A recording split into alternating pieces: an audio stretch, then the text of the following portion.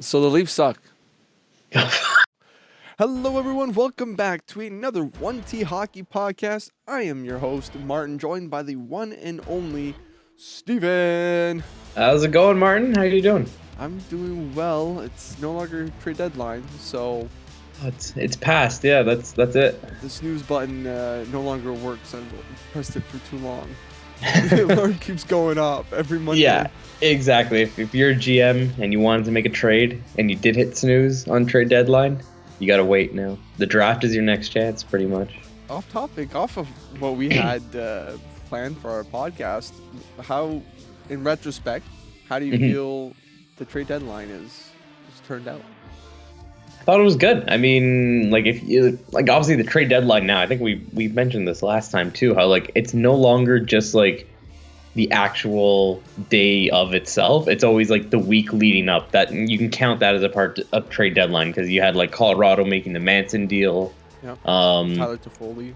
Yeah, Toffoli. Giroux. Oh, Toffoli was like even a month before. That was a February trade. Well, that's the thing is teams are trying to see what gels with their team, and they want to get the assets before they actually come on to their exactly. Yeah.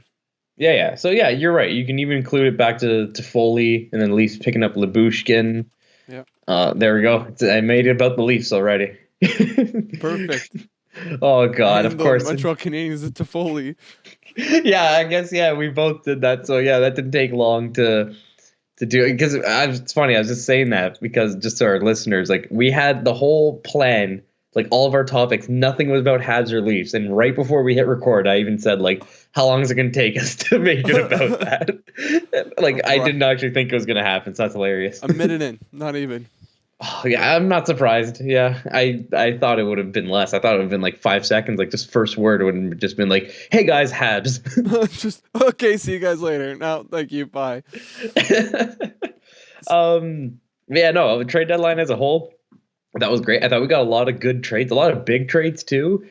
And yeah, I mean, all the teams that loaded up for playoffs now, it's going to be interesting. These next, like, I guess we're at even less now. We're at about like 12 games, 14 games left in the season. Yeah. It's an exciting time. Yeah. And like, especially when the Habs are about to make the playoffs. It's crazy.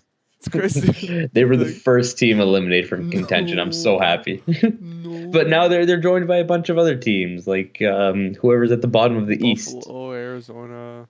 Yeah, Philadelphia, New Jersey, Ottawa's just hanging on. Actually, Buffalo's fine; they're safe, but they're for now. They're about like I'd say if they lose one more game, I think they're done because they can get 24 points, which will equal 85, and Washington's at 84. So yeah, Washington just basically needs 1 point, and Buffalo's out. Okay, but it doesn't mean Washington's in. Remember that. Yeah. Wow. Not sure about that. No, I'm definitely not sure about it either. What's your top performers from the trade, like from trade day, trade deadline? What the top 3? So like with their new teams, yeah. Correct. Yep, you got it. Oh, I haven't actually I'm kind of just doing that off the top of my head. I haven't seen Giroux play for Florida. No, that's a lie. He did. They played the Leafs last Sunday. Right. But yeah, I don't know. Again, it was just one game, so I don't really know what to make of it. So I can't really touch him. I don't know how his stats are looking there. I can tell you. I have it in front of me. I guess 5 points, 5 assists in 6 games. Okay, so he's definitely doing well. That's for sure. Yeah, I'm sure he'd like to have some scoring, but yeah, I think once he gets that goal, you'll see he'll go to a whole new level because the weight will be off his shoulders. He got a goal with his new team. Everyone's gonna be happy for him. Blah blah blah. I know Toffoli is doing well in Calgary. Whether he's top 3 though for me, I don't know. I have as number 1 Marc-Andre Fleury at the moment. Oh, yes, he's been outstanding with Minnesota. Like, yeah, you see the bouquet of flowers being thrown on the ice for him. I think that's the perfect place for him to be. Yes, he seems very much appreciated by, because that's the thing. The Minnesota fans, like they haven't had like a solid goalie to help him go far in the playoffs. And Fleury is that perfect guy. Devin Dubnyk. Yeah, like that's what I mean. The Dubnyk, He was good. I guess it was Talbot just recently. Yeah. With Kakkonen's young too. So like, no, I feel like this. Yeah, Fleury is that perfect balance. He's 3-0 so far. 1.33 goals against average. Yeah, he's only allowed 4 goals. He doesn't have a shutout yet, but yeah, 1.33 goals against average, 958 save percentage. That's nuts. Like he has 92 saves on 96 shots faced. So clearly that's another thing too. Like he's not seeing difficult shots, which is good, or at least if he is seeing difficult shots, he's able to make the saves because like he's a great goalie himself. So like Minnesota just has to minimize those chances that the other teams get. And they know that he's back there and he can make saves when they need to. Yeah, he'll make the tough saves whenever it comes time to do it. Exactly. Are they in a playoff spot themselves? Yes, they are. Okay. They are very much in a playoff spot. They are. Give me a second. Don't know why I did that. I think they're in a divisional spot. I think they're second in the division. Yep. Okay. Second in the Central. Nice. They're behind Colorado by a lot, like 15 points. But it's safe to say that they're going to be in it. Oh yeah, they have this. They're tied for second most in the Western with Calgary. Yeah, exactly. And Calgary's in the other division, so which is arguably easier. The Pacific, like you got like Calgary, Calgary, LA, and then Edmonton's there too. Mm-hmm. Vegas has been falling off. Wow. They're not even in a playoff spot at the moment. Yeah, Dallas is overtaking them right now. And look how many games. Dallas has 3 games in hand, and they're only 1 point ahead. Like, if they win 2 of those games, that's a 5-point gap. Yeah, I feel bad for Vegas. Lots of injuries this year, and they can't seem to catch a break. At the same time, though, do you really feel bad for Vegas? Because, like, they came into the league, expansion team, and haven't really had to experience what it's like to be an expansion team. So, like, they've just had it good. They've been to the conference finals every year. That's fair. This is true. This is like, they deserve this. They do that sounds rude. No, that sounds rude, but... Like, the way they treat their players, the asset management, that regard, they don't care about their players. Because they're just constantly in win now mode. Yeah. So it's hard to argue with that logic. Like, you have the team to win, so yeah, do it. But the fan base has been spoiled. That's what I meant to say. They've been spoiled with just a great team right from day one. Yeah. Or not from day one, but at least game 1 of the season when that started. Because when they drafted the team, people weren't really feeling great. People were like, we'll see how they are. We'll wait till September, wait till October. And then, they ended up taking the league by storm that year, went all the way to the finals. So, what? I'm just saying. Oh, sorry, not that year. Sorry. Yeah, no, that was last year. Yeah. Last year, they lost the Habs. No, I see. Even if we didn't mention the Habs and Leafs off the top of the show, it would have right there. Goddamn, gotta bring them up. Tyler Toffoli has 18 points in 23 games with Calgary. Yeah, he is solid. I'd put him in my top 3. Fleury, I agree with that as well. And then I have no choice but to put Claude there. Yeah, it can. I can't really think of another guy. Like Giordano is a good add to the Leafs, but not something that. It's a big name. It's a big name. Great leader. But when we're looking between Mark Giordano and Claude Giroux, who are we going to know more? Who is... Okay, yeah. In terms of points and that stuff, you're right. It's going to be Giroux. But in terms of even both of them, they both bring immense amount of leadership and experience to those teams. Absolutely. They're very comparable. Just one's a defenseman and one's a forward. So, yeah, you know what? They're both solid pickups for the teams that they got picked up by, because the Leafs needed a veteran defenseman who's just solid and he just knows what he's doing, right? Because Giordano, he can get it done offensively, but also in his older age, as he's kind of gotten up there in the later 30s, he's also kind of realized that like, oh, I need to be like much better on the defensive side of my game, which in Seattle he wasn't doing much of. Like if you look at their defensive numbers, it was not good at all, right? So now that he's on a team that plays like playoff style hockey throughout the year and like knows how to play a defensive system very well, you can kind of tell he looks more like the Giordano we used to know. The Leafs having a good defensive system. Yeah, I mean, whether that can translate to good defense in the playoffs, that's yet to be seen. Right. But, I mean, you just got to take it for what it is right now, and I'm not complaining with things yet. I'm happy. I mean, we got to wait. Obviously, the real test is in the playoffs for Toronto. We all know that. Everyone knows it. Yep. You know it. I know it. We all know it. Damn right. Yeah, it is known. So, recently... in Philly, big news. Keith Yandle has been benched. Yeah. He could not. Was it 989 games?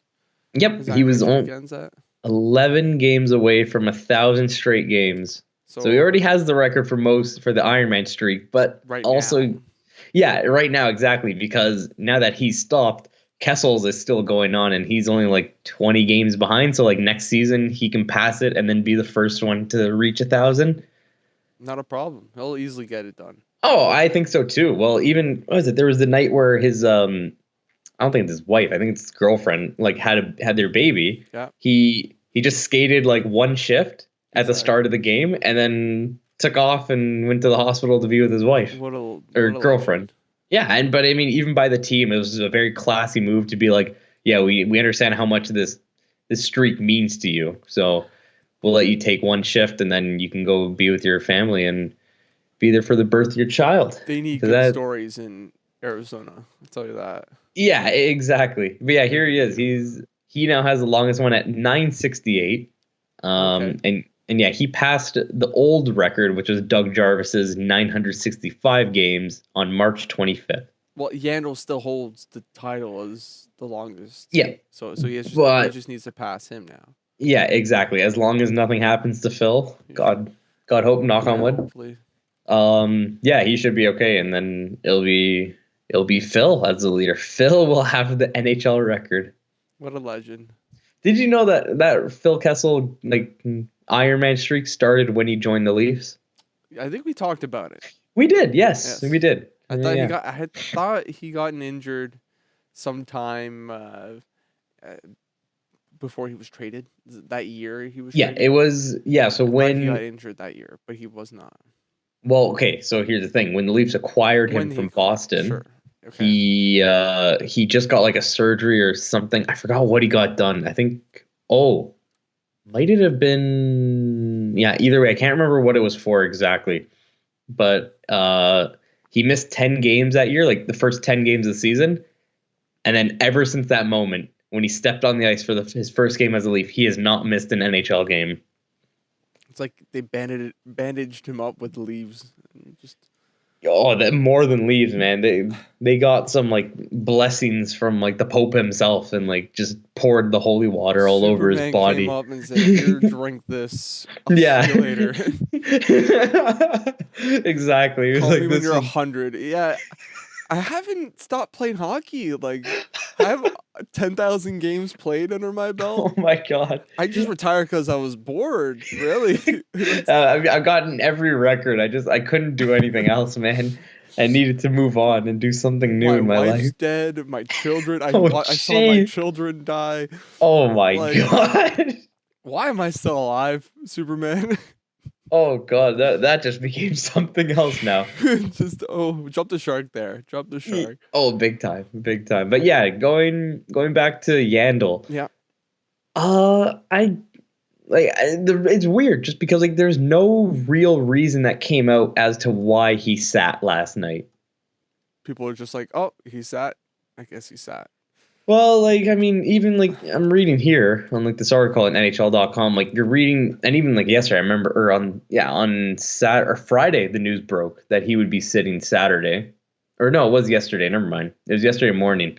But I just remember reading like all the quotes and like he was just giving like the robotic hockey player answer saying like, oh, like he understands and blah blah blah blah blah. Like he wishes he could play, but doesn't, whatever. And like the coach didn't really say anything either. So I wonder if there's something that happened that they're just covering up, like maybe just like an attitude issue in like the locker room.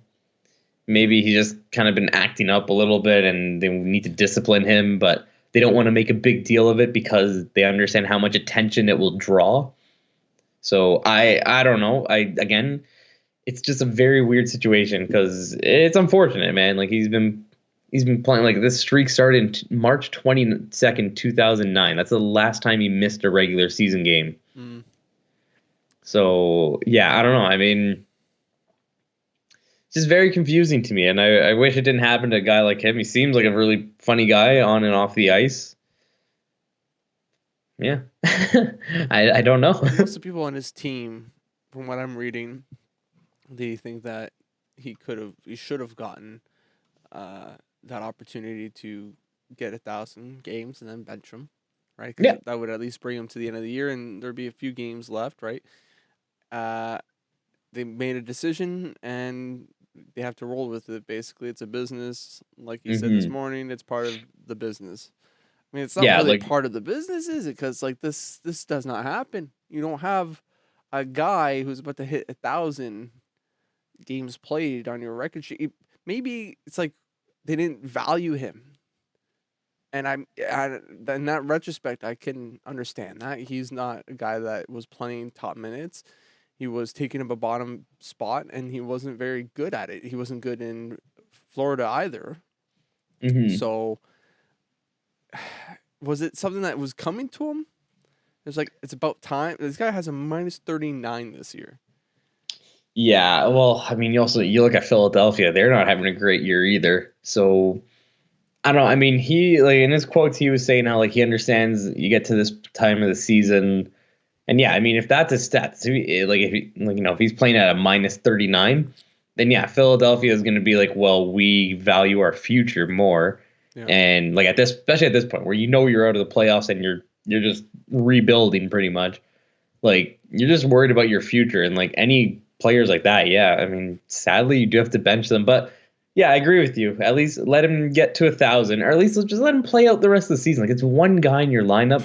Yeah, you're right. Your season's already ruined. Like if anything, by him being in the lineup, you guarantee more losses, which gives you a higher pick. So there you go. I mean, that's my logic, but obviously management. Their first round pick for this year for Rasmus Ristolainen. Oh, I forgot about that. Oh wow, I forgot about that. Yeah, they did trade a first. I knew that would bite them in the ass. Maybe that came into play. They got Florida's first, but that's going to be basically a second. Yeah, basically. Oh wow. Oh, I got to look at. Please do. Please just check the details. Make sure it's this year's first and not next year's or something like that. No, it 100% is. I just want to double check just to laugh, really. Please make us laugh. Overall, there's not a lot of good narratives. Oh, it wasn't a first. It was a second. Oh, I thought they traded a first for. No, they do have their own first. Okay. No, they traded a second and a seventh along with Gostisbehere just to get rid of him. They didn't get anything in return for Gostisbehere. Okay, but that's a different trade then. Yeah, I know. Ristolainen. Okay, here it is. It was a 2021 first round pick, so it was their first last year. Okay. And then a second next year, and Robert Hagg for Rasmus Ristolainen. Hagg is probably better than Ristolainen. I have to look that up right he's on Florida now. Is he? Yeah. So he got moved again. I guess so. Yeah, Florida got him for a 6th round pick right before the deadline, March 20th. Bad in Buffalo. It was the -9. Yeah, which again you can probably just put that down to he played in Buffalo. So yeah, he's going to be a minus. I could take the middle ground. He'll be like a -4, -5. Dude, he's a +2 so far with Florida with 1 assist in 6 games. Yeah. Like you put him on a team that's good. Yeah, he'll play pretty well. Like he's not a bad defenseman. You're right. I just find that funny how Philadelphia basically gives up on the guy, trades him along with a king's ransom for Rasmus Ristolainen, and then Florida just acquires Robert Hagg for a sixth. Ooh. Calgary six. It wasn't even their own six. So that's even more of a slap in the face. So Philly has no good stories this year. In fact, just sad stories. Giroux gone. People like me, I didn't think he was going to leave Philly. Yeah, dude, you can go back to that episode where you said he's not going. He just had me the whole time saying he's getting traded. Like, Philly would be dumb not to trade him. They probably wish they had a better return for what they were selling. Giroux was worth, I think in my eyes, he could have been worth 2 firsts. Yeah, but you're not getting that. He only has 1 year left on his deal, and like it's not a guarantee that he stays in Florida. I think he definitely like tests out free agency. So I don't know. I mean, they got the typical package for a guy like that. You get your first round pick, your prospect, who kind of still can play too. Like Owen Tippett's not a bad player. He's already in the NHL, right? And he's already in the league, and he's young. He's got a lot of upside to his game. -4 so far with the Philadelphia. Again, though, it is Philadelphia, so you can't expect him to be a plus or anything. Or would have been nice. He's a good rookie. Is he ever going to be what Giroux was? I don't think so. Yeah, hopefully that first turns out for them, but I don't think that Florida's going to give him too much of a good return. Oh, there you go. Yeah, I mean, I don't know. Florida's going all in for this year, man. They just wanted Giroux part of that deal. They didn't really care. I think, again, what they paid for him. And again, you got to think, too, what Giroux means to the Flyers organization, right? He was their captain. He led them to a final in 2010. Well, not as captain back then, but still, he was like a really solid player for them for a long time. Mm-hmm. I don't know if he has any franchise. He definitely does have some franchise records. I just don't know off the top of my head. I'm sure he does, yeah. But yeah, like you just think about what he meant to that team and that organization. I think Philadelphia got a good package, and especially too when you look at what other players went for on deadline day too, and like Giroux kind of was top of that trade bait list as well for a long time. Like he had a lot of value on him just because of what he can bring to a playoff team. Yeah, a lot of good experience from him, and he's a guy who is very offense focused. He's still good defensively as well. Mm-hmm. Great depth, and 10 years older than I am. Nonetheless, but yeah, I do agree though with you. If let's say he had 1 more year left on his contract and the trade happened, then yeah, definitely 2 first-round picks have to be included because you look at Hagel, what he went for, right? Maybe it would be more than that. It would be 2 first, Owen Tippett in the second or third or something like that. Yeah, dude, you never know, right? Just that extra year, it means so much because you can work with the guy this year and in playoffs, and then if you're still a good team, you have him for all of next year and then potentially playoffs again. So yeah. Anyway, moral of the story is, why are you shooting yourself in the foot? Just let him play the 1,000 games. Like, yeah, pretty much. It's just really Philly. What the fuck? What the fuck, Philly? What are you doing? You got it. Now on to the Ducks versus Coyotes game. Ducks, a fascinating team this year, with Trevor Zegras being one of the biggest names out of Anaheim so far this year, and also different faces as well. I'm talking about faces. Beagle destroys Terry. What's his last name? Troy Terry. Troy Terry. His last name is Terry. Yeah. Okay. They have a fight, a little scuffle after a scrum. I can show the video if it's all organized. No, it's just my face frozen. That's that was a good photo. It was all planned. There you go. Perfect. El Plan. It's all a part of El Plan. El Plano. So there's a little scuffle here. Yeah, it stops the puck. There's 5 minutes left in the game. It's 5-0 Ducks. So clearly, like Arizona just wanted to take some victims because they know they're going down, right? Oh. And also with the type of season, it's very frustrating. Yeah, like you can just see in the video there, like wow. Terry's not doing anything, and then obviously like like Anaheim too. Like it was a bad situation to be in because they don't have any of their tough guys on the ice. Like That's right. It's just it's like the either first line, Zegras, yeah, Terry, exactly. and I don't know who. I think it's Zegras, Milano, Terry, and then like on defense, like I think Fowler was out there, so like he's a veteran, he's gonna stick up for the young guys. Yeah. This Beagle there just freaking out over I don't know what Louis Eriksson holding Zegras back. That's hilarious. Yeah, I don't know. And then the trainer in the back with Terry. Yeah, it was unfortunate. I don't know. We should have had the screenshot ready of Troy Terry's face because I think that would be funny to show. I think a lot of people would have seen it, but yeah. I can't believe I forgot his name. God damn. Yeah. Face. There it is. Oh god, well, that's a Photoshop. It is a Photoshop, but I think that is his face. It's the far one. That's the actual photo there. Yeah, if you want to. Yeah, that's like I mean, I love how his one eye is shut and his other one's open, wide open. Like it does suck. This is him. That's Sam Steele. I don't know why it's showing Sam Steele for Troy Terry. Is it? That is Sam Steele. Yeah. Okay. That's him then. That is Troy Terry, yes. There you go. That other guy was Sam Steele, however. I think it looks good on him. Yeah, hey, dude, you know what? He again, just the one eye being wide open. It looks like he's back for Sarah Connor. I wonder if he did that face on purpose. Like, also, it looks like someone just literally put their phone up. I was like, "Hey, try." Like he looked like he wasn't. He didn't even know it was coming. It was just take a picture. Yeah, like that picture he wasn't expecting that picture at all. Now going to what Zegras said after the game.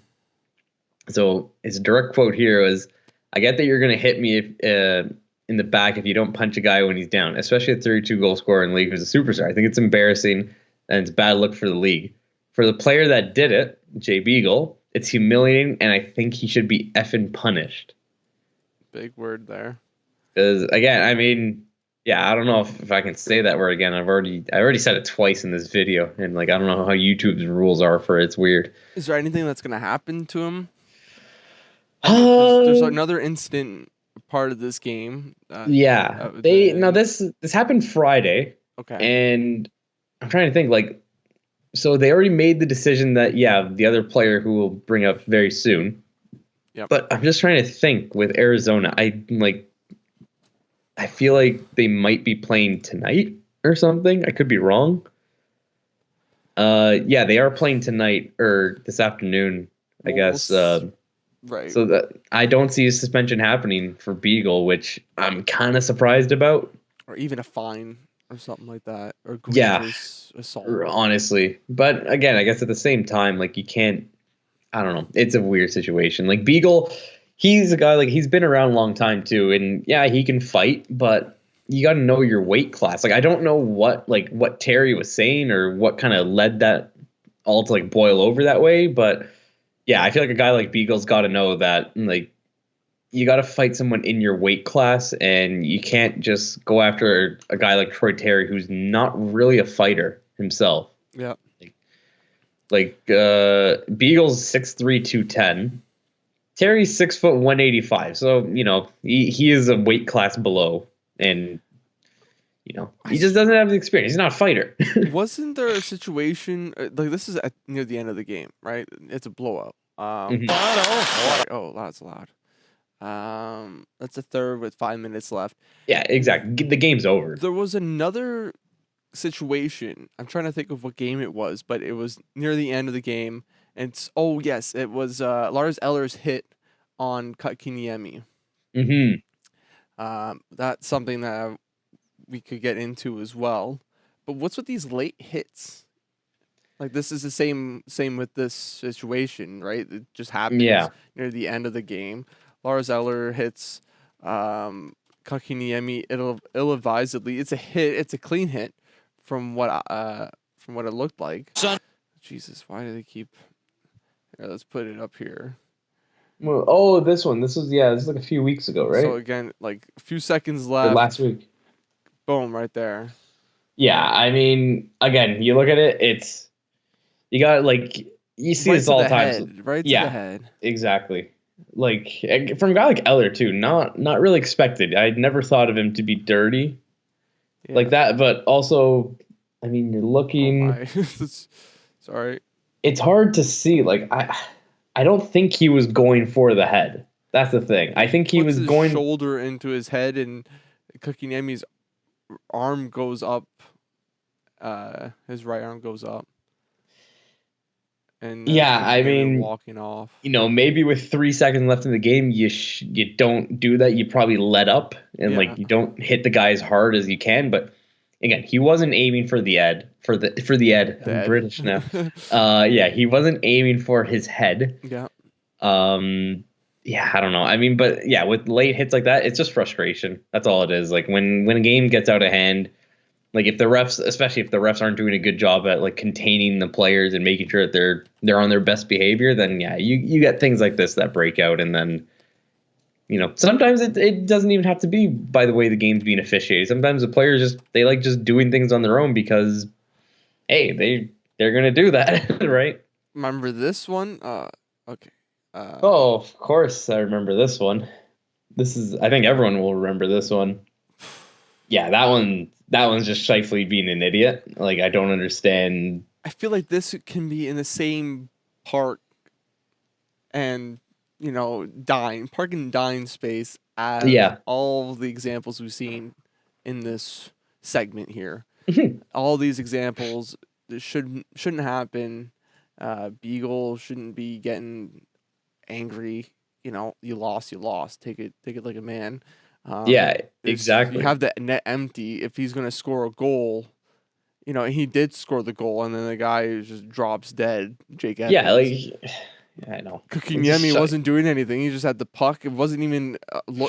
His head was up, but his eyes were down, so he wasn't looking at the play, and he gets clocked in the head. Of course, there's some suspicions whether or not he actually aimed for it or not.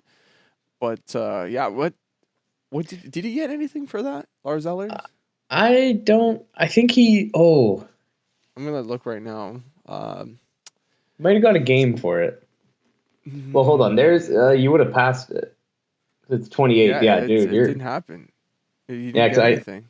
As soon as I saw, where was it? Yeah, because Ritchie. There's nothing. Yeah. Well, I just know because when you were scrolling past, I saw the Taylor Hall thing, and I'm like, okay, well, that was on Tuesday, and he only got 5,000 for that.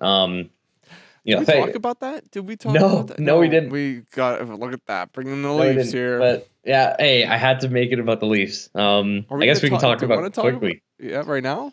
I mean, I can just like summarize it. Like it was a dirty hit or dirty punch to the guy who wasn't expecting to be punched. I'm just happy Lyubushkin didn't miss any time from it. He was back in the lineup Thursday night. He played last night as well. He's still playing great. So it doesn't seem to have affected him that much. And yeah, that's it. That's it. The league gave him 5,000. That's what I expected.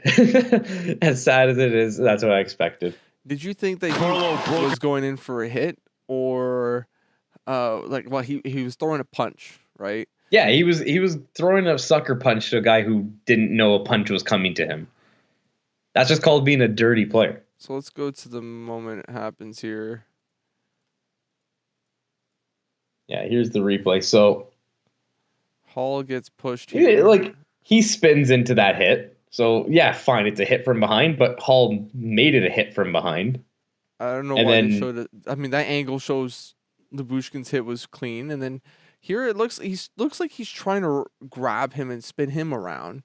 Like no, he's going to punch him in the face. I don't think he's looking to punch him in the face. I don't think so. I think he grabs him because you can see his palm is open, and then you're trying. Okay, yeah, fine. Yeah, I see it. Maybe if I slow it down here. No, I do see it though, but I don't know. What do you put that under? Like, what's he doing here, right? Like, what's he going to grab? Just his collar? So he goes in too aggressively with the grab and instead punches him in the face, and then he's trying to maybe turn him around.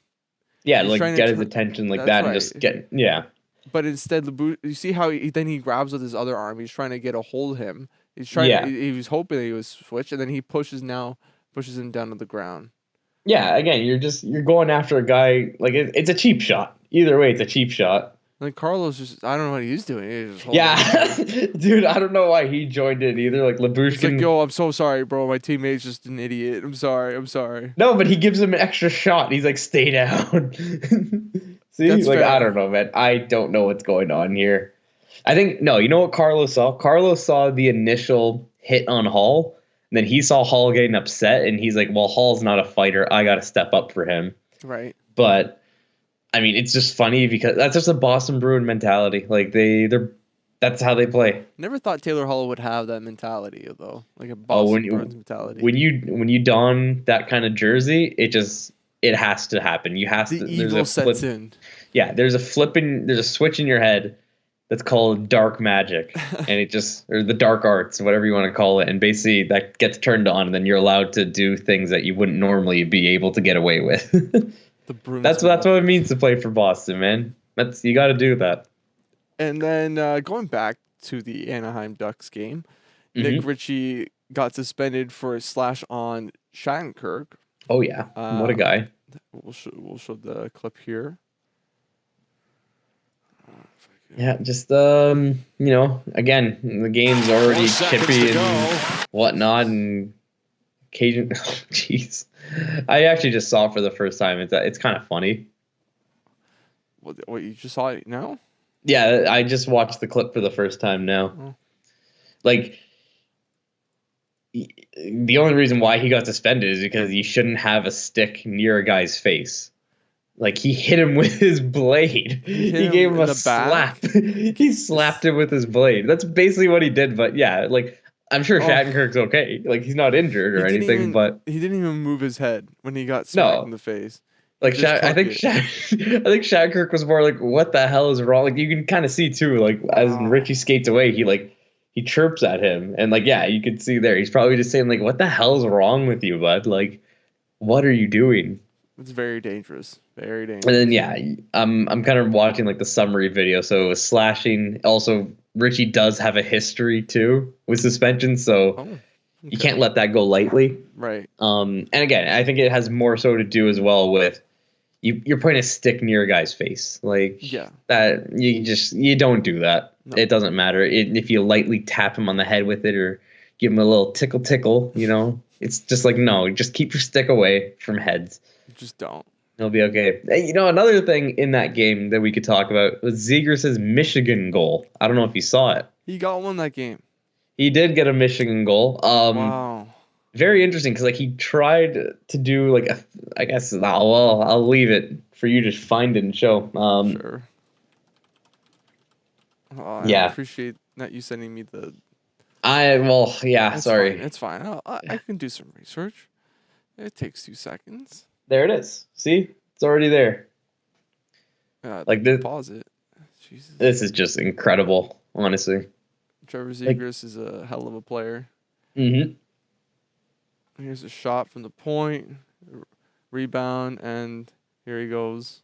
Yeah, so I don't know if you saw, like, he'll show on the replay. It was it wasn't on his forehand, it was backhand. No, that's his forehand. No. That's his forehand. But just wait for the replay, because he does something before, like right here, he shoots it through the legs, grabs his own rebound, and then around Milano and in. Wow. He's a lefty, so that's his forehand that he has it on. I thought he throw it in the back from the back. No, that's his forehand.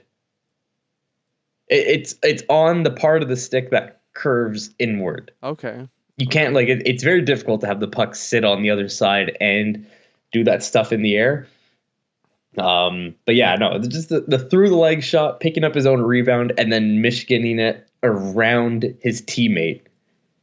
Like all that, you combine all that into one, it's just amazing. Like this guy is a real treat to the NHL and for us fans to watch, and the fact that he's only a rookie and could be doing this for, a long, lengthy career, I think it's a good sign for the league. Things fun things are coming. You think he's going to be singled out now? Is going to be targeted by Beagle and other people like him? Well, that's the thing. Yeah, definitely the next Arizona Anaheim game. I should actually figure out when that is. I'm It just might be saying in next general, season. like if people are pulling this off more and more, I'm not just saying like their next meetup they're gonna have a fight or whatever. But do you think the next time someone does a Michigan, like do you think Zegras is gonna be targeted specifically when he's close to the net? He will be man down. Like he will not be able to use his hands at all. Well, no, because I think he's a smarter player than that, and he's not always looking for the Michigan. You know what I mean? He's only doing it when he sees the opportunity to present itself in front of him. Right. So, if he's just going behind the net because he has to go behind the net to like find some space or just make room for someone else, then he's going to do that. But if he sees that they are giving him time to pick it up, like he's gonna give it a try. But also, I feel like another thing too is that other teams won't give him that time. If they see him on the ice and they see him skating towards the back of the net, they'll pressure him and just put someone on him to be like, hey, like if you think you want to try that, it's not happening. But I wouldn't say it's a target. I think you're always looking out for those things. Just playing anyways, right? Like because you see like other guys like Svechnikov did it twice in 2019. Philip Forsberg did it that season as well, and then you got Zegras this year with it. So, only a handful of players have actually been able to do it in an NHL game. Right. Many have attempted. Like Matthews has at least like 3 attempts or 5 attempts each season. Wow. He hasn't attempted it in a game in a while, but again, he hasn't had that opportunity, so he's not trying to force it either. Okay, so that's it for Trevor Zegras and that Ducks and Coyotes game. Yeah, that was a wild one. And I was checking, they don't play each other till next season. Yep, definitely not going to meet in the playoffs. Nope. Neither of them. Maybe the loser playoffs. Our next story is in the QMJHL. A women goaltender. That's terrible. Yves Gascon makes 23 saves in first major junior win versus the Olympics. Yeah. With the Olympics. Sorry. Yeah, the Gatineau Olympique. They won 7-3 on Friday. Yeah, against Drummondville. I don't know much about the teams there, but good for her. 18 years old. I think she made her debut this season with the team. Debut, and she's got a first star right there. Yeah. Oh, of course, man. It's guaranteed. She got called up from college over in Montreal. It's called Cégep. Okay. Cégep. She was given the start on March 19th. Yeah, that was her first start. Oh, sorry, no, Labonte was. Sorry, I'm. Oh, that's the one. Yeah, before. She was so. Yeah, there was a goalie. She's the first. So Yves Gascon became the first goalie to win, first female goalie to win in the QMJHL since Charlene Labonte. Yeah, Labonte since in 2000 with Acadie Bathurst Titan. Yep. Or Titan, I think it is pronounced Titan. February 10th, not too. That's a pretty good. It's nice. It's good to see like female excelling or trying different things out. Like we could talk about the trans and athletes and stuff. I mean, to me, it feels like this would be a part of this. Like, I commend a girl or a woman in this instance to try to play in a men's league and then do well. So, like, it would be great to see her continue as she's young. She could potentially be, as long as you have a good mind, then, strategy is really what it is, especially goaltending. That's why we see most of the times, like, there was a goaltender in the NHL that was a female that played for, 5 games, Tampa Bay. I mean, that was more of an emotional thing. Yeah, it was Manon Rhéaume. She played an exhibition game with Tampa Bay.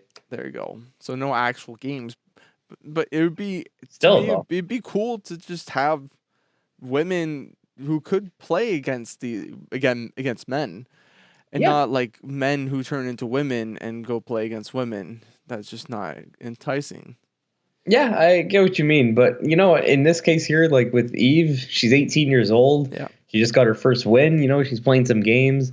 Who knows? Like if she's still on the team, like next year when she's 19, maybe she plays more. His whoosh. Hold on, Mom. We're in the middle of recording. No, it's okay. Yeah, sure. That's okay. It's about French fries with dinner. Oh, okay. Yeah. Holy shit! She got watered down. Look at this. Yeah. Oh, yeah. The classic Selly after anything happens. That just always awesome. happens. But yeah, got drenched. But yeah. Oh yeah. Yeah. No. Like I was super happy. Yeah. Like I was saying, like, you know, if she sticks around with the team, like next year if they bring her back, you know, she'll have another year, and then even after that, I think she could play till she's basically like 20 years old or something in the CHL. So, you know, who knows if they do keep her around and she plays well, then maybe an NHL team or an AHL team, ECHL team, someone gives her a chance, and yeah, that could lead the way for other girls like growing up who are watching this and being like, I want to be like her and play against the boys and do that kind of thing. Because I think you need someone to kind of set that path and make it easier for everyone else. Right. You need that trailblazer to come through first and get it done. She has 2 games played in the QMJHL this year. 3.96 goals against average and an .837 save percentage. So, I mean, she's definitely going to be there for a while. And I'm sure after like 3 years, she'll get someone maybe to call if she can prove herself there. It's just 2 games, right? Like she can definitely do it, and it would be good to have her as a spokesperson. Yeah, exactly. I think it's already great that she's doing these things at this age, like 18 years old, still being very young, and you know, just able to. Like, I'm looking at the other woman who last won a game in the QMJHL, Charlene Labonte. She medaled with Canada in 2006, 2010, and 2014. So, wow. Yeah, so she was an Olympian. Who knows? Maybe the same thing can happen for Eve. I'm sure she will. Yeah, and then even looking 10 years before Labonte was Manon Rhéaume, who played for Trois-Rivières. Okay. And became the first and only woman to play in the NHL. Playing with Tampa Bay in a preseason game against St. Louis in '92. A lot of asterisks there, but nonetheless, it's never been done. It was still the first time a woman played in an NHL game. It's not specified season or anything, but just still, it's an NHL game. They need to preseason is still a game. They need to happen. Yeah, definitely need to happen. Exactly. Yeah. So it's a good story, great storyline and all that stuff. So. Yeah, good to see that. Hope you see more in the future. Just inspires other girls to, you know, not give up on their hockey dream just because, you know, maybe people grow up in like these like bad environments of like people saying like, oh, like you can't play with the boys and all that stuff. Like, just don't listen to them. Man, you can't do what a man can do. Don't listen to them. Don't let it get to yourself and get to your head. Just be happy with who you are and what you're doing and just keep trying. Eventually something good will come around for you, an opportunity like this. And especially like in that locker room, I don't think there's one person complaining about her being on the team because it doesn't matter at that point. She's just another player on the team, just like anyone else. That's how they think about it. Basically. Yeah. Kids, it's just because when you got kids like under 10 or around the age of 10, you know, like they're just toxic. They're honestly toxic. Well, is that it for this topic? Yeah, I believe so. Okay, congratulations to Eve. Gascon, congratulations. Hopefully the first of many. Yes, inspires many more. And the more the merrier, because that'll increase the odds of one of them maybe making it to the show. But then is the premier women's league that's around, would that screw up things? Like...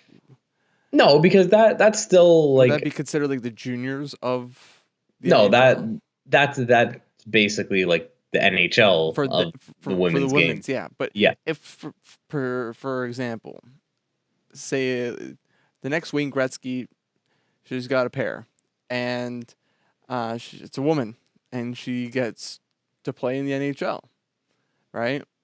Then you got a precedent there. You got someone... Okay, so...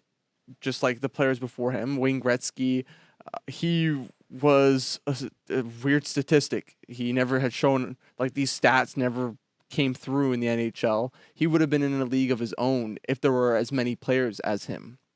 Right. So a woman comes in, she's got incredible stats, and then many women come afterwards and like, okay, we have incredible stats too. Then the premier women's league would then turn into the minor league of the women's, basically, at that point. And the NHL would be the show. Well, I think the NHL is always going to be the NHL. It's always going to be like the pinnacle of hockey, no matter what, right? Like, or at least for professional hockey, it's like kind of like the level where like you want to play, you want to be there because that's where all the money is, right? That's why I'm saying Premier League would be more like the AHL rather than the NHL. Yeah, well, it's just a strict women's league only. Like it's kind of just like you can't be a man to play in the in the PWHA or PWHL, right? But I mean, if you want to be a woman in the NHL, that's possible. Because that's all it is, really. It's not men's National Hockey League, right? No, it's just the National Hockey League. Would you like to talk to us about the scenarios for clinching? Apparently, there are a few competitors, and I think one has clinched. Yes, as of today, April 3rd, as of filming this, we had, so going into the day, we had 2 clinch scenarios possible, and it was Florida and Colorado. So we'll go with Florida first. So they were playing the Buffalo Sabres today at 1 o'clock. If they beat them in any fashion or got a point, so like lost in overtime or a shootout, and then the Devils beat the Islanders in any fashion, or just the Devils beat the Islanders in regulation, Florida's in. Well, surprise, surprise, Florida won that game 5-3, I believe. Okay. And they become the first team to clinch a playoff spot in this season. Nice. Now, so that obviously happened this afternoon. Yeah, 5-3, just wanted to confirm. We got Colorado tonight, who can clinch a playoff spot, but they're not in action tonight. They're not playing.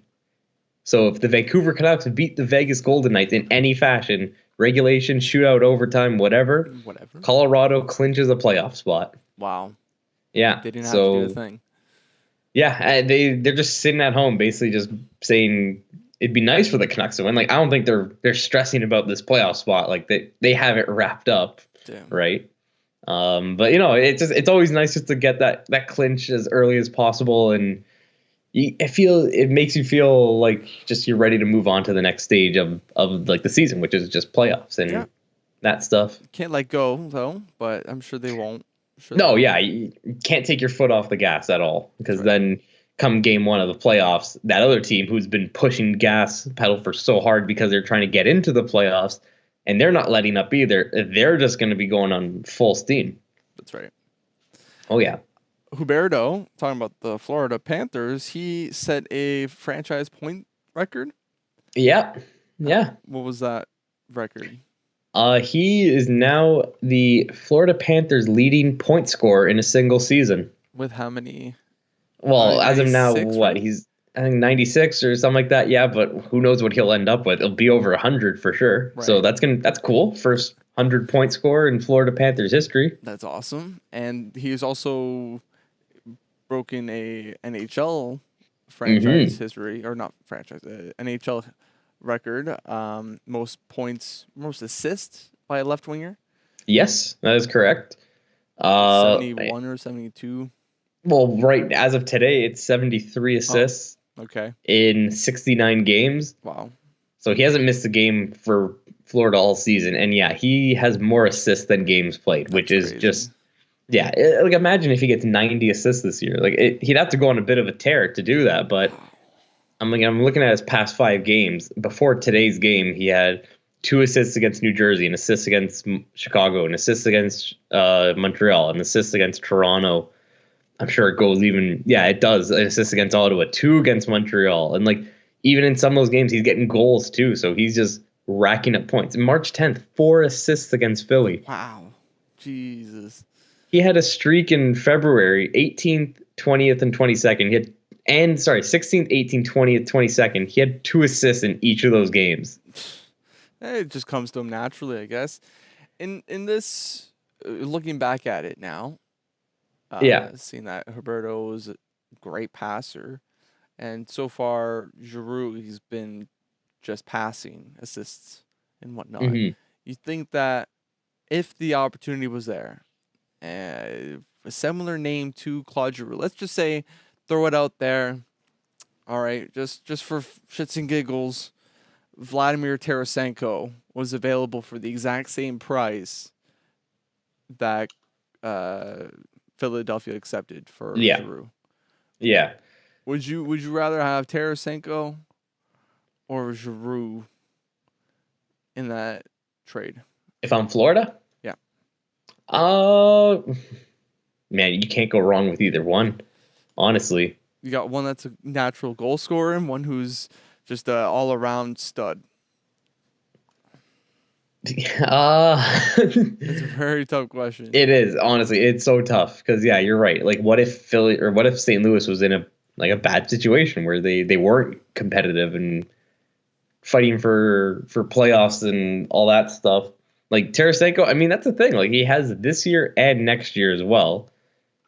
So, I mean, if you're looking at realistically that, like, he's good defensively too. He's not terrible defensively, I should say. Okay. Yeah, he's maybe not the same as Giroux. I guess, yeah, for that reason, I'd take Giroux just because I think what he brings come playoff time, you'll want just a bit more than what Tarasenko brings. I know Tarasenko still brings a lot to the table too, but exactly, we're talking about it's winning the cup or not winning the cup. If it comes down to that, then yeah, you do go for that guy who will just has that edge. Even if it's just this much, it's still an edge. I would give it to Tarasenko because he actually has the experience of winning the cup. He's basically he wasn't the captain that year. I think Pietrangelo was there. So he is, I guess, I don't know, who is the captain in St. Louis right now? It's Ryan O'Reilly. Okay. That makes sense.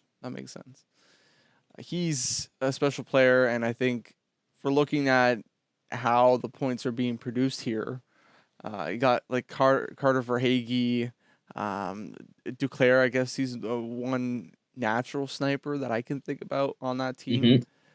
But otherwise, it's just two-way forwards and playmakers, and power forwards. And so it's hard for me to see Giroux being there before a guy like Tarasenko. I mean, well, again, like that trade's not going to go through. Whatever, St. Louis is in a playoff spot. They're not going to be trading him away for not dirt cheap, right? Yeah, exactly. But if like you said though, like let's say next year St. Louis is nowhere near a playoff spot, they got to start selling off assets. Tarasenko's a guy on a 1-year deal. He's like, remember before the season started this year, he asked for a trade. Yeah. And then kind of all those rumors kind of fizzled out because like, hey, he's actually playing well and he doesn't seem to be upset anymore. Imagine if Seattle picked him up in the expansion draft. Yeah. Well, it would have gone totally against what Seattle was doing with their team because imagine like all the other picks were the same and then Tarasenko's there. Just dropping a bucket on the team. Cold. Yeah, pretty much. Yeah. Bucket on the team. They could probably get a first though. I don't think Seattle's gotten a first. No, but they have tons of seconds. Wow. And seconds are nice. Hey, you know what? It's nice, magic beans. The draft is just magic beans. Okay, you're right on the magic beans, but it's still not good. It's not a good look. Dude, I mean, I remember when the Leafs were a rebuilding team, if there was a year where even if they had like still one first round pick, they would still have like 3 seconds or like 2 seconds, like 4 thirds, 2 fourths. Like you fill out the depth picks. Like, and that's what I'm looking at with Seattle here. They have 4 second-round picks. They have their own first, their own third, 3 fourths. So like in those first drafting, 4, Steven, if the drafting for the team itself is any indication of the scouting for the team, and then going into the draft, do you have high hopes that this team can draft properly, can scout properly? I mean, we have yet to see.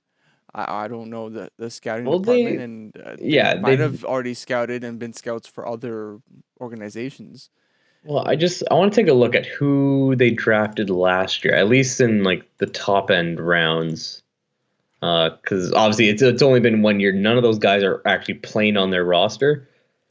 But yeah, they got Matthew Beniers in the first round, 2nd overall. Okay. I think he's going to be very good. After that, I don't recognize any of these names, but I'm saying this now. Like, who knows? Actually, no, Ryan Winterton. I know him. Their 3rd round pick. He played for the Generals. Okay, he looks good. Yeah, actually. Oh, he didn't. What? It doesn't show he played for the Generals here on Cap Friendly. Weird. Okay. Matthew Bernier. No, that's not Bernier. No. Beniers. Beniers. I'm trying to find it. Put in Matty Beniers. Okay, got it. I got it. There it is. Matty Beniers. Yeah, he's kind of a stud, I'm gonna say. Yeah, he's more than point per game right now in the NCAA. He always has been. Dude, he went 2nd overall in the draft. Like, you don't go 2nd overall by fluke unless there's some situations where there are guys like that, but that rarely happens. He seems like a really good player and could be a top 6 for them for sure. Even I'm looking their 2nd round pick, Riker Evans, defenseman, 20 years old. He just looks like a solid guy to have. He's He's 5'11", 189, so a bit on the smaller side for a defenseman. He's just could be a good 2-way guy really for the team. Yeah, maybe leaning more on the defensive side of things. Not quite. He's 5'11". He's small. You're right. And he's only 189. Again, like, he's still only 20, so he can always add on weight. But yeah, he's doing well this year. He's got 59 points in 62 games in WHL. Yep. And yeah, he does seem pretty good too. We have yet to see what he can do in the NHL, right? Yeah, he should be doing that though as a 20-year-old defenseman. I feel like though in a league. Yeah, he's got 4 years, I think, in the WHL right now. Yeah, exactly. He's on his last year. He could be brought back next year as an overager, but like that depends on the team if they want to use an overage slot on him, or they might have someone else planned. Seattle may want to use him in the AHL, or you never know, right? There's so many situations that could happen. Yeah, either way, I mean, so just based on that, based on their top 3 round picks from last year, you could say that it's not bad. Sure. Like, well, from the looks of it, we haven't yet to see any results from it. But it does seem promising. It does seem promising. I can agree on that. The last story, it's an update. Monahan is donezo for the season.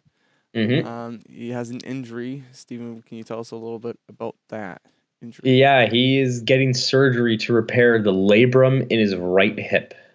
So basically a hip replacement surgery. Resurgency. Yeah, resurgency. It's weird. Like, he hasn't really, like, maybe this is why he hasn't been playing great all year. Because you look at his numbers, 8 goals, 15 assists in 65 games, a -15. Ow. 13 of those 23 points from the power play. So 5-on-5. Yeah, not really getting it done. Well, at least he's good on the power play. At least he's. Yeah, well, you should be. Well, like, he should be. Yeah. But yeah, it's just, again, like, you don't Monahan's not a bad player. He's usually better than this, and I think we're seeing why. Like, when the news came out that he's been shut down for the year, I think it was pretty blatant that he's been playing with something all year. 65 games in, they're like, yeah, let's go ahead and let's bench him now. Well, because it's weird though, because with Calgary, like, they were in a competitive spot all year, and obviously they want to have their guys like going for playoffs. Right. And again, like, the earlier you can bench him, the more you can LTIR him, and maybe that's the thing. Maybe they had to wait this long for like cap issues, right? Right. What did they do for the trade deadline? What did Calgary do other than Tyler Toffoli? Yeah, I'm looking at it. Their trade history. So they got Ryan Carpenter for a 5th. Okay. He was kind of just like depth guy. Calle Yarncrow. He was another guy they got for 2nd, 3rd, and 7th. He's a center, right? I believe wing. He's more of a winger, I think. Yeah, it says he can play all 3 forward positions, but NHL.com it says that he's a center. Okay, I'm just looking here on Cap Friendly. It has him as left wing, center, right wing. I've seen he's just a forward. That's literally right. It's like Kerfoot. Kerfoot can play wing and center. Yeah. There's a bunch of guys in the league that can do it. Giroux's a guy who can play wing and center. He's very versatile, which, again, if you're Florida, let's say like Barkov or some who's their second line center? I'm trying to think now. You're giving me a headache there. Yeah, I can't remember, but basically, whoever they're like, if one of those guys goes down, you can put Giroux in there, and you don't lose that depth at center, which is very important. Well, you got Sam Reinhart, Carter Verhaeghe that can play center. Sam Bennett. Yep, he's another guy, wing centerman. Even Verhaeghe, he's a winger centerman. Like, yep. Those guys exist everywhere. Basically, is what I'm saying. They built a really good team. Yeah. So yeah, Calgary. I guess you were asking about their deadline pickups. Yarncroke, Toffoli, and Carpenter. It's not bad. I mean, I was bringing that up to so they pick up Carl Yarncroke, Yarncroke. Was that under the intention or the idea that they were gonna put Monahan through IR?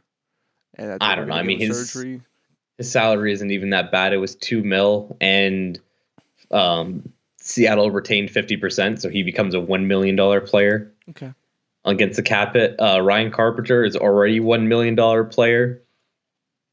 And then Toffoli, they didn't retain anything, but he also has multiple years left on his deal. So, yeah, I don't know. I mean, you look at what they added. They got a top 6, middle 6, bottom 6 forward. I think that's kind of what you need to do if you're Calgary. You just kind of get wingers and forwards for each of those lines. Your defense has been solid this year. You got Markstrom in net, which has been amazing for you all season as well.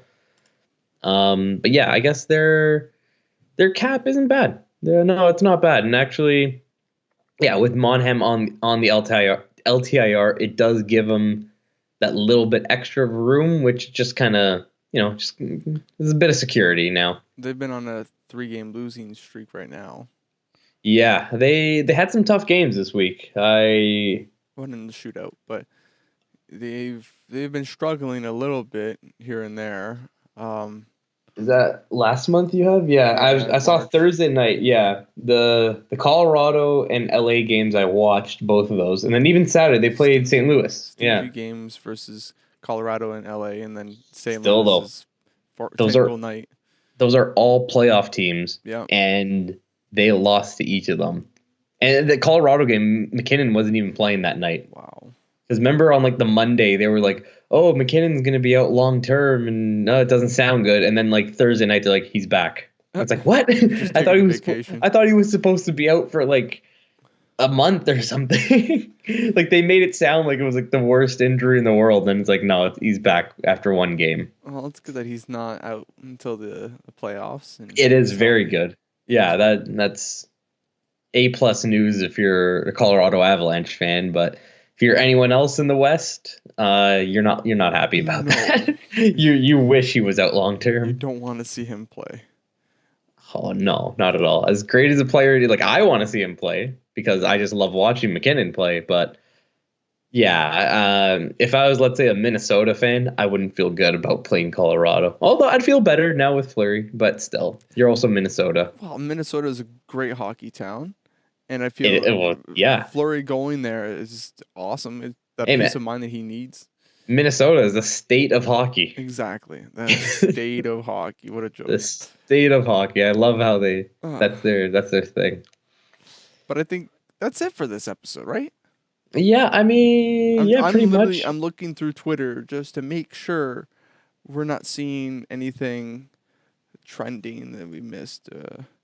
I mean, I just kind of want to touch up on some things here, like McDavid hitting 100 points this week. Draisaitl's sitting on 99, so he's going to do it too soon. Calgary has they have 4 30-goal scorers this season. I don't know if you knew that. Yeah, I actually I had looked at that. Yeah, that's just over it. That's just insane. You got Yossi, 81 points, leading all defensemen. Makar's on 24 goals. Does he get 30? I mean, does it matter? But no defenseman has gotten 30 goals since Mike Green in 2009. So it would be a big deal. It would be. Did Mike Green win a Norris for that? Yes. I don't. If he were to get 30 goals, even if he had less points than Yossi, would he win?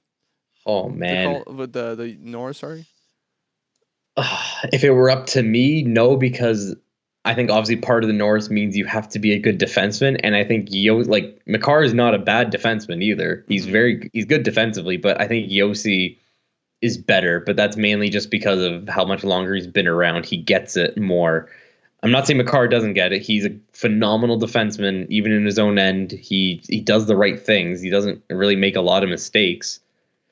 He's playing on a really good team. Yeah, it's rare that he makes, but it's also because he's a really good defenseman. Right. Like, I don't know if he gets 30. Well, that's the thing, though, right? There's still 14 games left. He's only behind Yossi by 6. If Makar just decides I'm going to go on a run here, he can easily make up that lost ground or those 6 points, and just as long as he can keep it close, he'll be in the Norris conversation for sure. Yeah, I think Yossi and Makar locks to be Norris nominees, and then personally, I think Hedman should be the third one. I think he should always be a nominee just because he's Victor Hedman. Yeah. But you got Adam Fox also with 66 points, like Hedman this year. Yeah, I don't know. It's just, man, they're just all really good players. It's so hard to decide. Also, yeah, I guess while we're on this, Matthews hitting 50 goals this past week as well. There you go. Draisaitl's, yes, thank you. Draisaitl's 2 goals behind him as well, so he's really been on fire too. He's on his ass. So Matthews is now 5 goals away from the Leafs franchise record for most goals in a season, and they have 4 games this week.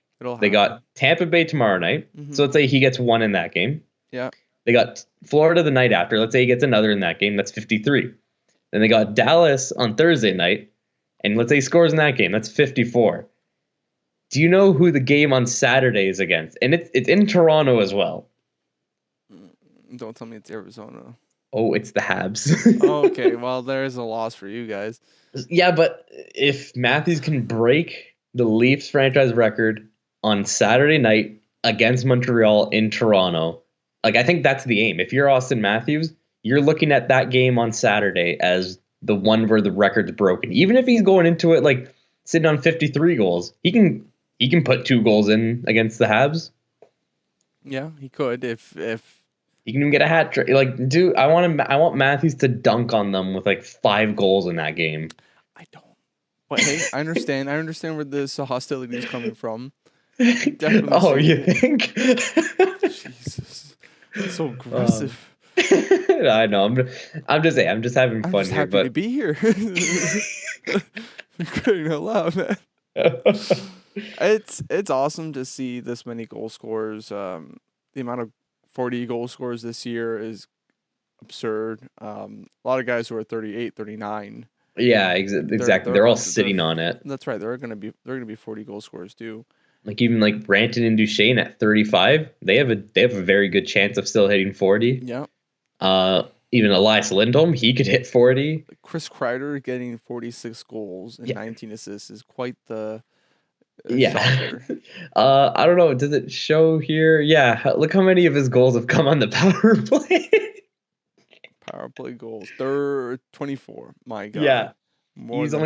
He's only scored 22 even strength goals. Actually, he scored 3 shorthanded goals, so that means he's only got 19 even strength goals. He's better on the special teams. Well, yeah, that's his thing, right? Power play, he's in front of the net, banging in those rebounds, getting a tip on or something. He's so good at that. But that's a specialty. Draisaitl has 20 power play goals as well. Wow. But mind you, he also has 36 power play points. So he is 20 goals, 16 assists, whereas Kreider was 24 goals, 6 assists. Yep. And then you look at Matthews, 14 goals, 9 assists on the power play. Wow. Actually not as much as a goal scorer in that case, but that's because he has more room to create. And you see now, just by the way they're playing, Mitch is shooting the puck more. Willie's shooting the puck a lot. Tavares is back in form. He looks like himself again. Just everyone on that top. Losing confidence on Willie. Not the way he's been playing lately. If you ask me, I think he's been very good. He's been a lot better. He got benched that one game. Yeah, but again, I think that's gotten through to him, and even then, you still see 15. Yeah, the plus minus isn't pretty. I will admit that, that's a glaring hole. But if you look at recently, like the last 5 games, the last 10 games, right? Like since these issues have kind of been starting to iron out. -2, -1, -1, 0-0. Okay. Anyways, last 5 games. Either way, I was just trying to say that like they have swapped guys. Like Mikheyev has been playing on that second line sometimes. Nylander's been dropped down to the third line. Like it just, I don't know. It's just something different. You get guys playing with new guys too, and I don't know, man. I feel like he's not there. He's not there at all. He just set a career high in points. Yes. What do you mean he's not there? He's not there. He's there, but he's not. Okay, he can grab the puck and he'll throw it on net. Sure. Yeah, fine. But defensively, he struggles, but we all know that. It reminds me a little bit of the Patrick Laine situation. Not as bad though. No, I agree with you. I agree that it's not as bad, but still similar instance. Like they want more out of him. They don't want to change him to a 2A forward, 200-foot player. They still want him to have that touch, but he needs to be more responsible. He's not playing in the AHL. I think that's more down to him. He does do this. He is streaky of the top forwards on the Leafs. I'd say he's the most streakiest. Sure. Where like he'll like if he's playing well, like he'll have like a 10-game point streak or something like that. Like he can do that where he's like scoring like every other night, getting an assist every night. He can do that easily, but then yeah, you have those times where he'll go through like a 10-game stretch of not looking very good, but like he'll also in those games he'll show moments of like what he can do. So like flashes. Yeah, it's just about putting it all together and yeah, leaving it all on the ice. And I don't know. I mean, I'm not worried about him, man. I'm not worried about the team. I think we'll just see how it is come playoffs, and again, we'll talk about it then. We will definitely talk about it a lot. That's for sure. The playoffs is gonna be exciting. Oh boy, I'm nervous. I'm nervous just thinking about it now. It's February 3rd. It's April 3rd, and I'm already nervous. Like the playoffs literally don't start for like a month. I think March 4th May 4th is the opening night, or May 3rd. It might be one of the two. I don't know. Yeah, I don't know either. Well, but what do we know, right? That's right. Clearly nothing, because our predictions have been. Well, I think there is one thing that we know, and I think it's that something you're about to say. Is that this is the end of the episode? Oh, he got it. He knows it. I had to guess. Guys, leave a like, subscribe, leave a dislike if you hated it. Yeah, dislike, we absolutely hated it. Yeah, I'm doing this all day. Perfect. You got it. Friday, April 29th. There will be 1, 2, 3, 4, 5, 6, 7, 8, 9, 10, 11, 12, 13, 14, 15 games played on that one day. Yes, I know. There's only 2 teams not playing. Who did that? I don't know. I don't know why. Now that they have 32 teams, I thought for sure there would have been a night this season where everyone's playing, and they didn't do it. There's only that one, which is 15 teams. And April 26th, again, another 13 games being played then. Yeah. Terrible. Like, I feel bad for the hockey guy. he reviews every single game. Like, hey man, that's his job. It is his job. You know, he must love it. Oh, you gotta love it to be that committed to it, and good for him, man. He's the only guy I could really imagine that could do it that well and could deliver that information like he does. He does it in a great way, and he's going to be a guest on our next episode. Yes, actually. No, don't just say that, man. Oh man, I'm sorry, Steven. Now, if he sees this video, he's gonna hug it out, Steven. Yeah. Now, if we actually do want to get him on, let's say like one day when like we are a bit more well known or something like that happens, like he's gonna see this video and be like, "Oh, like they faked me being on." He's gonna come in like, Martin. Yes, no problem. I'm gonna start by saying.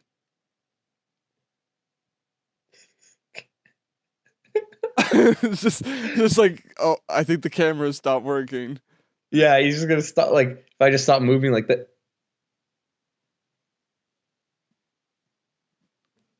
Bye, guys. Yeah.